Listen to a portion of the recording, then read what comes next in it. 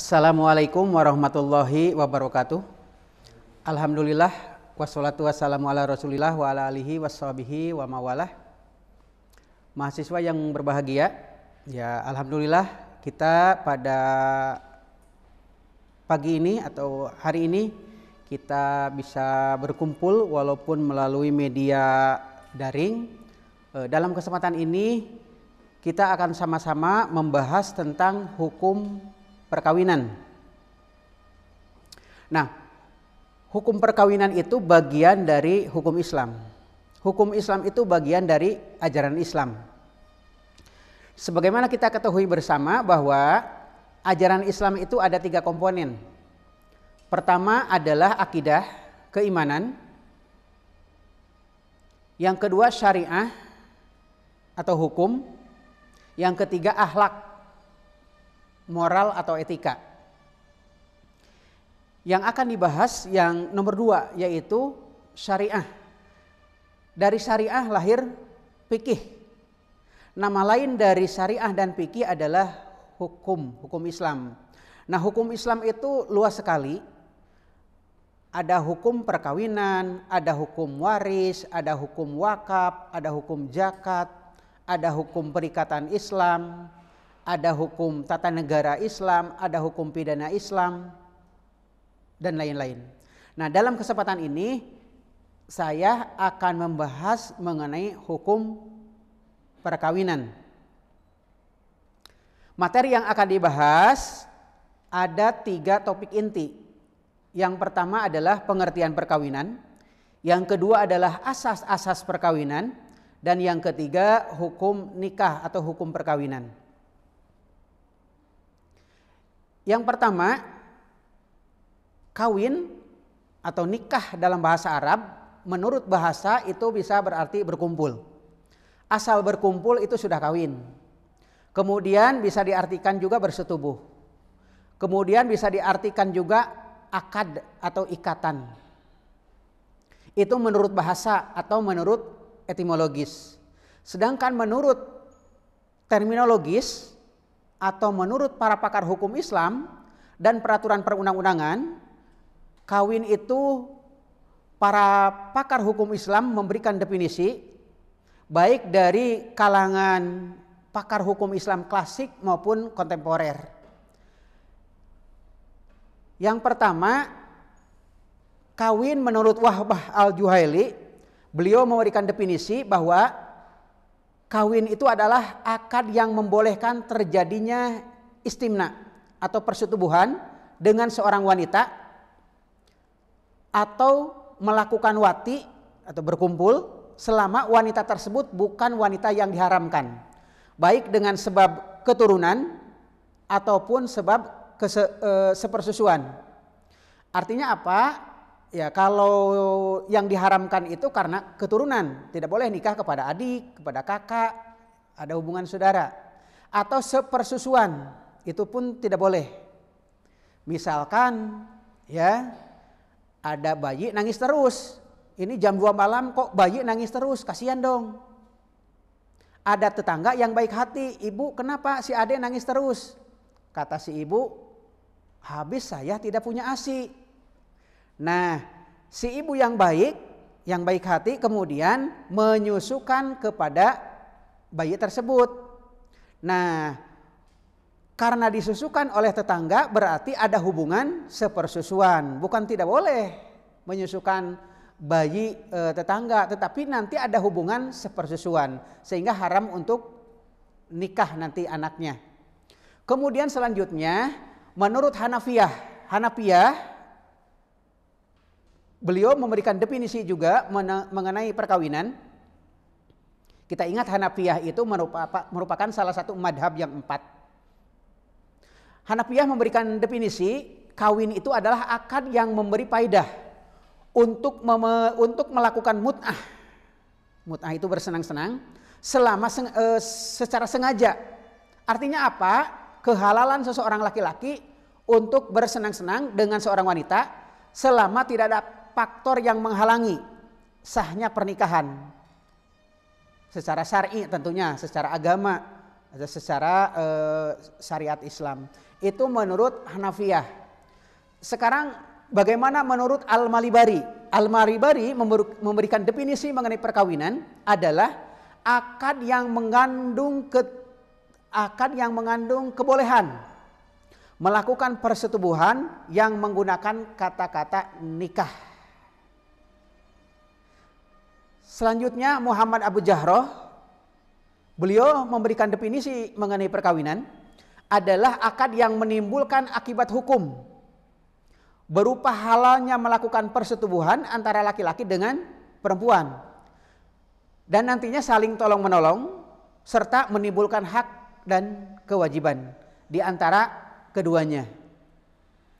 Kemudian ya, kalau tadi definisi dari pakar-pakar hukum Islam dari kalangan klasik atau dari luar, dari Timur Tengah, sekarang bagaimana definisi hukum perkawinan menurut Sayyuti Talib?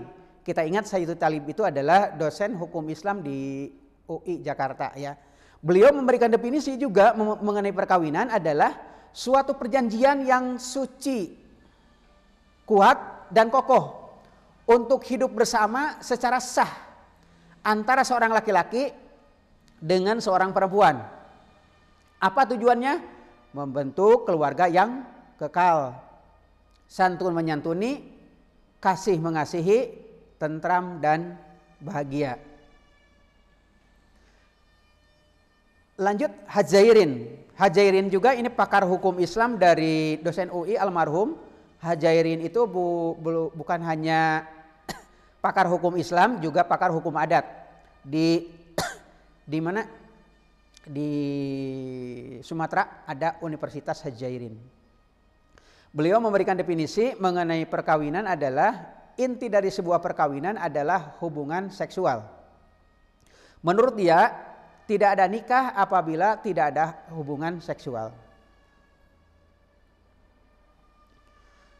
Tahir Mahmud memberikan definisi mengenai perkawinan adalah perkawinan sebagai sebuah ikatan lahir dan batin antara seorang pria dengan seorang wanita, masing-masing menjadi suami dan istri dalam rangka memperoleh kebahagiaan hidup dan membangun keluarga sakinah mawaddah warahmah. Kemudian lihat di Undang-Undang Perkawinan, ini paling lengkap. Perkawinan adalah ikatan lahir batin antara seorang pria dengan seorang wanita sebagai suami istri dengan tujuan membentuk keluarga atau rumah tangga yang bahagia, kekal berdasarkan ketuhanan yang Maha Esa. Jadi Undang-Undang Perkawinan itu definisi yang diungkapkan oleh Undang-Undang Perkawinan nomor 1 tahun 1974, sekarang sudah dirubah kan, Undang-Undang nomor 16 tahun 2019, bahwa perkawinan itu adalah ikatan lahir dan batin. Yang diikat itu lahir dan batinnya. Jangan sampai lahirnya bersatu satu kamar tapi batinnya ke mana gitu ya, nggak boleh. Lahirnya bersatu satu kamar tapi batinnya ke mantan pacar, nggak boleh. Kalau sudah kawin disyukuri, dijalani begitu. Antara seorang pria dengan seorang wanita sebagai suami istri, apa tujuannya? Membentuk keluarga rumah tangga yang bahagia dan kekal. Ya, berarti kawin kontrak itu bertentangan dengan Undang-Undang Perkawinan. Apa tujuannya? Ya berdasarkan ketuhanan yang Maha Esa. Lihat kompilasi hukum Islam. Kita ingat kompilasi hukum Islam itu adalah Inpres nomor 1 tahun 1991 memberikan definisi mengenai perkawinan. Perkawinan menurut hukum Islam adalah pernikahan, yaitu akad yang sangat kuat atau misakon golido untuk mentaati perintah Allah dan melaksanakannya merupakan ibadah. Kemudian perkawinan bertujuan untuk mewujudkan kehidupan rumah tangga yang sakinah, mawadah dan rahmah. Artinya apa? Ya, ini doa gitu. Kan kalau nikah itu selalu ada doa sakinah, mawadah, warahmah. Mudah-mudahan sing sakinah, sing mawadah, sing rahmah, samawa. Selanjutnya kalau kita lihat surat Ar-Rum ayat 21 yang sangat populer, Ar-Rum ayat 21 ini kalau adik-adik bisa dilihat ya, kalian bisa dilihat di kalau dapat undangan itu kan suka ada ayat ini gitu ya, populer. A'udzubillahi minasyaitonirrajim. Bismillahirrahmanirrahim. Wa min ayatihi an khalaqalakum min anfusikum azwajan litaskunu ilaiha wa ja'ala bainakum mawaddatan wa rahmah inna fi dzalika laayatil liqaumi yatafakkarun. Dan di antara tanda-tanda kekuasaannya ialah dia menciptakan untukmu istri-istri dari jenismu sendiri. Supaya apa? Supaya kamu cenderung dan merasa tentram kepadanya. Dan dijadikannya di antaramu rasa kasih dan sayang. Sesungguhnya pada yang demikian itu benar-benar terdapat tanda-tanda bagi kaum yang berpikir. Itulah Quran surat Ar-Rum ayat 21. Sedangkan kemudian ya kita membahas topik yang kedua, asas-asas perkawinan.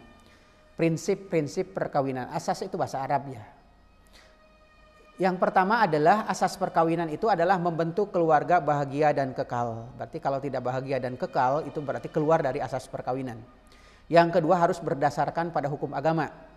Bagi orang yang beragama Islam tentunya harus asasnya adalah harus beragama Islam. Titik tolaknya dari agama Islam. Kemudian harus dicatat, berarti nikah siri itu bertentangan dengan undang-undang perkawinan. Kemudian monogami terbuka, mono satu gami pasangan, satu suami satu istri, tapi terbuka untuk poligami. Dengan catatan ada syarat-syarat yang sangat ketat. Kemudian harus matang jiwa raganya. Kemudian asas perkawinan itu adalah persulit perceraian. Kata Nabi, permudah nikah, persulit perceraian. Kalau mau kawin jangan dipersulit. Kemudian keseimbangan hak dan kewajiban. Suami punya hak, juga punya kewajiban. Istri punya hak, juga punya kewajiban. Terakhir, ya, topik yang ketiga adalah hukum nikah. Hukum nikah itu bisa jadi wajib, bisa jadi haram, bisa jadi sunnah, bisa jadi makruh, bisa jadi mubah. Gitu ya. Nikah bisa jadi wajib. Nafkah dohir sudah mampu, nafkah batin sudah mampu, takut berbuat zina wajib, orang tua menghalang-halangi dosa. Terkadang nikah bisa jadi haram nikah itu. Apa alasannya? Kalau memang niatnya untuk mendolimi, mensakiti. Awas nanti kalau sudah dikawin akan saya ceraikan. Nah, berarti haram itu nikahnya. Kemudian nikah bisa jadi sunat. Nikah dohir sudah nafkah dohir sudah mampu, nafkah batin sudah mampu. Ya, walaupun tetapi dia itu walaupun tidak kawin bisa menjaga diri lah. Nah, itu sunnah itu ya. Kemudian makruh. Nikah itu bisa jadi makruh. Bagaimana? Nafkah dohir tidak mampu, nafkah batin tidak mampu, tapi si istri mau menerima, ya nggak apa-apalah. Punya suami pengangguran juga nggak kerja, yang penting saya mah status lah, begitu ya. Nah itu makruh itu. Kemudian mubah itu hukum asal dari hukum nikah. Itulah barangkali di pertemuan kali ini, mudah-mudahan ada manfaatnya. Sekian, terima kasih ya. Marilah kita tutup dengan pembacaan hamdalah. Alhamdulillahirabbil alamin. Akhirul kalam. Wassalamualaikum warahmatullahi wabarakatuh.